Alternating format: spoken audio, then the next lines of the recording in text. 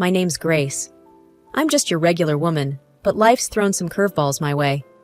I guess I should start from the beginning. I met Jack in high school. He was the quiet guy in class, always keeping to himself. I was the one who made the first move. "Hey Jack, got a minute?" I remember asking him one day after class. That's how it all started. We were the typical high school sweethearts. Prom night, first kiss under the stars, all that stuff. His folks, Mr. and Mrs. Dawson, they loved me from day one. "Grace, you're just the kind of girl we hoped Jack would find," Mrs. Dawson used to say. I felt like part of their family. The only person who didn't seem too thrilled was my younger sister Lily. She's 4 years younger than me, but we never really got along. I remember catching her staring at Jack with this, I don't know, this longing look in her eyes. But I shrugged it off. Sisters, right? Jack and I got married when we were both 23. I had just finished college and started working as an economist. Jack took a job as a security guard. It wasn't much, but we were happy. Or so I thought. A year into our marriage, our twins, Alex and Ben, were born. Jack was over the moon at first. "We're a real family now, Grace," he said, holding them at the hospital. But that joy didn't last. He started coming home late, sometimes not at all. "Where have you been?" I'd ask, trying to keep my voice steady. "Out," he'd snap back, avoiding my gaze. It was like living with a stranger. Then came the fight that changed everything. Money was tight, and the twins wouldn't stop crying. "Can't you make them stop?" Jack yelled one night. "I'm doing my best, Jack. They're your kids, too," I fired back. He stormed out of the house that night. The next morning, Jack and all his stuff were gone, vanished. I called him over and over, no answer. In a panic, I called my parents. "Have you heard from Jack?" I asked, voice trembling. There was a pause on the line. "Grace, honey, Lily's gone too," my dad finally said. My heart sank. It couldn't be. But deep down, I knew. Betrayed by my husband and my sister. I leaned on my parents and Jack's folks during that time. They were all I had left.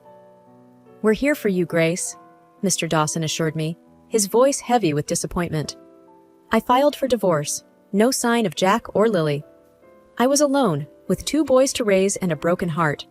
But I was determined to keep going, for my boys. Life without Jack was like walking through a never-ending storm. Me, with my twin boys, Alex and Ben, just trying to keep our heads above water. I remember one evening, the boys were crying non-stop. I was at my wit's end. That's when Mom called. "Grace, how are you holding up?" she asked, her voice full of concern. "Mom, it's tough. The boys won't sleep, and I'm exhausted," I admitted, feeling the tears coming. "Listen, honey, you're not alone in this. We're here for you, okay? Don't you forget that," Mom said firmly. That was Mom, always the rock in our family. Then there was Jack's dad, Mr. Dawson. He came over one day, just to check in. "Grace, I want you to know, we're just as upset with Jack as you are. You're still family to us," he said, sitting on our worn-out couch, looking around the small apartment I could barely afford. I just nodded, not trusting my voice. Mr. Dawson always had a way of making me feel like I wasn't a total failure. But the reality was, money was tight, real tight. I remember going through the bills, feeling like I was drowning. "How am I going to do this?" I whispered to myself. My dad came by one weekend to help out. He saw the stack of bills on the kitchen table. "Grace, you know we can help you out with this, right?" he said, his brow furrowed with worry. "I know, Dad. I want to do this on my own. I have to," I replied, trying to sound more confident than I felt. As the days turned into weeks, and the weeks into months, I settled into a routine. It was hard, no doubt about it.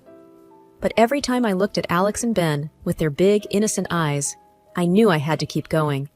They were my world now, my everything. One day, after a particularly rough night, I dropped the boys off at my parents' place for a few hours. Just needed some time to breathe, you know? I sat in the park, watching other families. Kids running around, laughing. Parents watching over them, smiles on their faces. It hit me then, how much my life had changed. How much I had lost. But then I thought about what I still had. My boys. My family. A fighting spirit. I wiped away the tears, stood up, and walked back to my parents' house. I was Grace, single mom to two amazing boys, and I was going to make it, come hell or high water. Life was a roller coaster, and I was hanging on, trying not to fall off. Then one day, Mr. Dawson, Jack's dad, came over with an offer that could change everything. "Grace, I've been thinking," he started, looking a bit uncomfortable in our tiny living room. "I've got some savings, around 100,000. I want to give it to you, for the boys." I was speechless for a second. "Mr. Dawson, that's a lot of money. But I can't just take it," I replied, feeling overwhelmed. He waved a hand dismissively. "It's for my grandson's future, Grace. No strings attached." His generosity was touching, but an idea was forming in my mind. "Mr. Dawson, what if we use that money to start a business? Something that can give us all a steady income?" He raised an eyebrow. "What kind of business?" "A pastry shop," I said, the idea growing in my mind. "Your wife, Anne, she's an amazing baker. Remember those cakes she used to make for the church bake sales?" Mr. Dawson chuckled. "Yeah, she always had a knack for baking, but she's been out of that game for a long time." "Well, maybe it's time for her to get back in," I suggested, feeling a spark of excitement. The next step was talking to Mrs. Dawson, Anne. I went over to their house the following day. "Anne, I have a proposal for you," I said as we sat in her cozy kitchen. "How would you feel about starting a pastry shop? You bake, I'll handle the finances, and George can manage the front end." Anne looked surprised. "Me? A pastry chef again? Oh, I don't know, Grace. It's been ages." "You still got it, Anne. I know it," I encouraged her, hoping she'd see the potential. After a bit of convincing, Anne warmed up to the idea. "Well, it has always been a dream of mine," she admitted with a smile. We worked out the details over the next few weeks, found a little spot downtown that was perfect for the shop. We all put in the work, painting, decorating, getting everything ready. Opening day was a whirlwind. I stood behind the counter, watching as people poured in, drawn by the smell of fresh pastries and Anne's reputation. "Grace, we're doing it! We're actually doing it!" Anne said, her face flushed with excitement as she took a brief break from the kitchen. I smiled, feeling a sense of pride I hadn't felt in a long time. "We sure are, Anne. We sure are." It was more than just a business. It was a new beginning, a chance to build something of my own, and I was ready for it. The pastry shop, Sweet Beginnings, was more than just a new venture. It became our world. The early mornings, the endless baking, the constant hum of the oven, it was exhausting but exhilarating. Anne was in her element in the kitchen. "Grace, I need more sugar," she'd call out, her voice muffled by the mixer's whir. I'd dash to the storeroom, lugging back a heavy bag of sugar. "Here you go, Chef Anne," I'd tease, dropping the bag with a thud. George, Mr. Dawson, was the charm behind the counter. "You must try our apple pie, best in town," he'd boast to the customers, who lapped up every word. He had a knack for making everyone feel special. The shop was bustling from dawn till dusk. People came for the pastries, but stayed for the warmth. We became a fixture in the community. Regulars would drop by, not just for a bite, but for a chat. "Grace, how do you manage all this?" One of our regulars, Mrs. Jenkins, asked me one busy afternoon. "It's a lot, but I've got a great team," I replied, gesturing towards Anne and George, who were sharing a laugh over a batch of burnt cookies. But it wasn't all smooth sailing. There were days when the dough just wouldn't rise, or when a new recipe turned into a disaster. "Back to the drawing board," Anne would say, undeterred by the setback. One day, we faced our first big crisis. The oven broke down in the middle of a huge order. "What are we going to do?" Anne panicked, her hands covered in flour. I took a deep breath. "We'll figure it out, Anne. We always do." And we did. We borrowed the bakery's oven down the street and worked through the night. The order was delivered on time, and our reputation for reliability was cemented. As months passed, Sweet Beginnings grew in popularity. We had to hire extra help. I interviewed a bunch of local kids and hired two, a shy girl named Sarah and a lanky boy named Tom. They were green, but eager to learn. "Keep an eye on the cupcakes, Sarah. They burn easily," Anne instructed, showing her the ropes. Tom was put on cleaning duty initially, but he soon showed a keen interest in baking. "Can I try making the dough?" he asked one day, his eyes bright with curiosity. "Why not? Let's see what you've got, Tom," Anne replied, handing him the apron. My days were filled with numbers, orders, and managing the staff. I rarely got a moment to sit down. But when I did, I'd watch the life we had built. The customers enjoying their treats, the laughter from the kitchen, the sense of community. It was overwhelming at times. My parents were regular visitors. "You've turned this place around, Grace," my dad said one day, looking around proudly. "It's not just me, Dad. It's all of us," I replied, feeling a sense of team pride. As the first anniversary of Sweet Beginnings approached, we planned something special. A big sale, free samples, the works. The shop was packed, the line stretching out the door. "Can't believe it's been a year," George said, wiping his brow as he served another customer. "It feels like just yesterday we were painting these walls," Anne added, taking a rare break from the kitchen. That night, after the last customer had left and the shop was cleaned, we sat down, exhausted but happy. "To 1 year of sweet beginnings and many more to come," I toasted, raising my coffee cup. "To family," George added, his voice thick with emotion. "To dreams," Anne said, smiling. We clinked our cups, the sound echoing in the empty shop. I looked at Anne and George, not just as my in-laws, but as my partners, my supporters, my family. Life at the pastry shop was chugging along just fine. We opened several branches in neighboring towns. It was difficult, but we managed. Once again. Then one day, out of the blue, my past decided to make a comeback. I was checking the shop's social media when I saw a message request. It was from Lily, my sister. My heart skipped a beat. I hadn't heard from her since she ran off with Jack.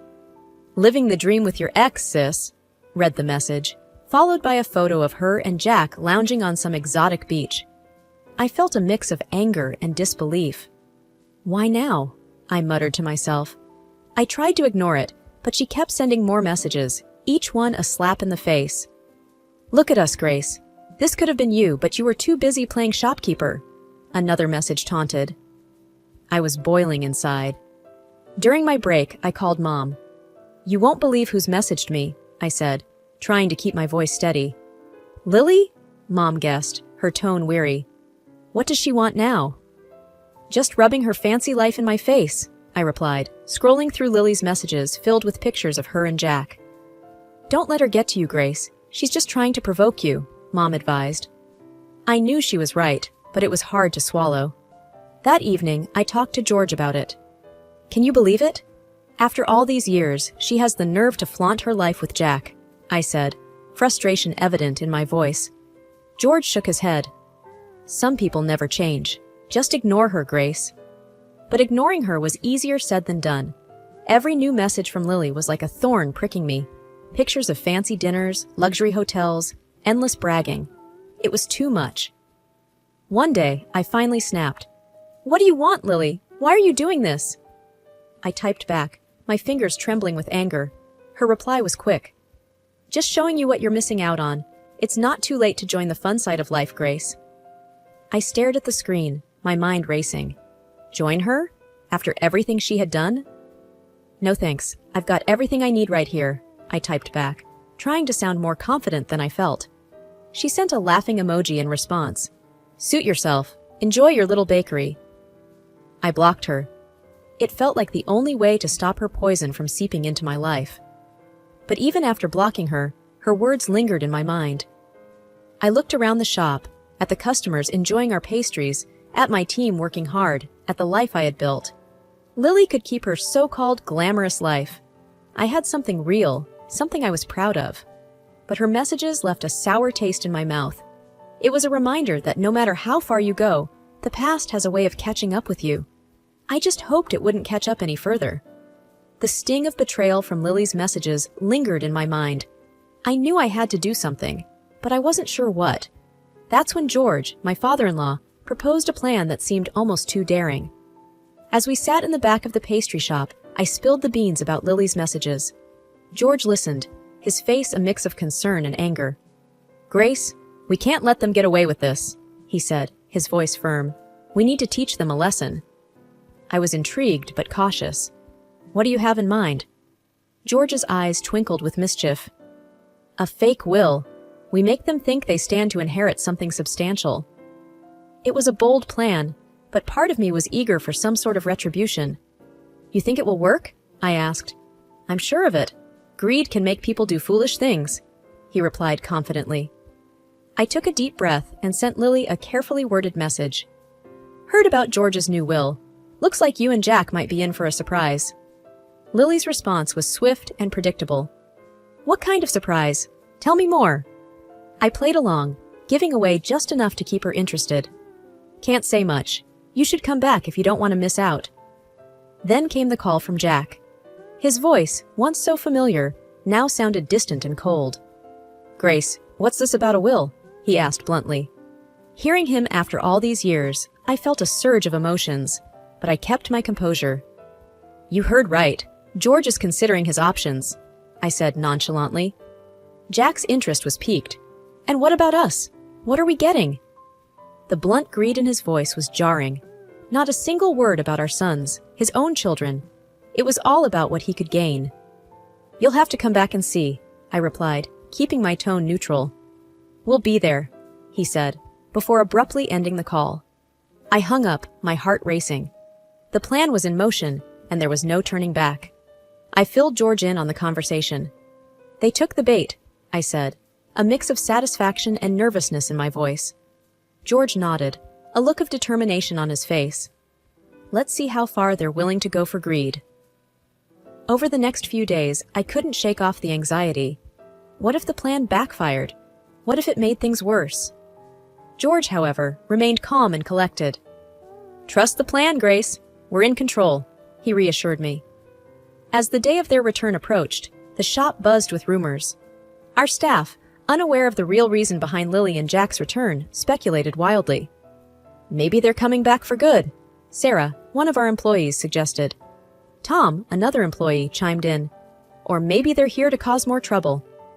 I tried to focus on work, but my mind kept drifting to the impending confrontation. Lily was back in town, flaunting her lavish lifestyle right in my face. Look at all I've bought, Grace. Life's been good to us, she gloated, waving her designer bag. I tried to keep my composure. Glad to hear it, Lily.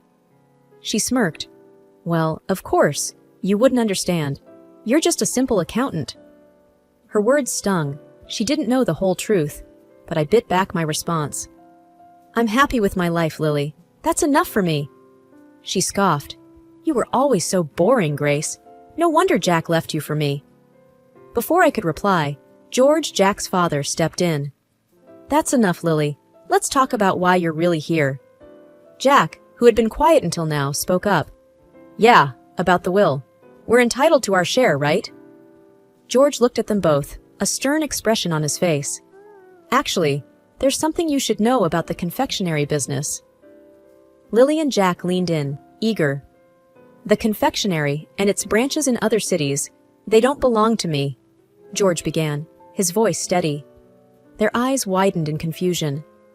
They belong to Grace, he continued. She's the true owner. I was just listed as the leader. Lily's face turned from smug to shocked. Jack's mouth hung open, unable to process the revelation. You're rich? Jack stammered, his eyes darting between me and George. I nodded, a sense of satisfaction washing over me. Yes, I am.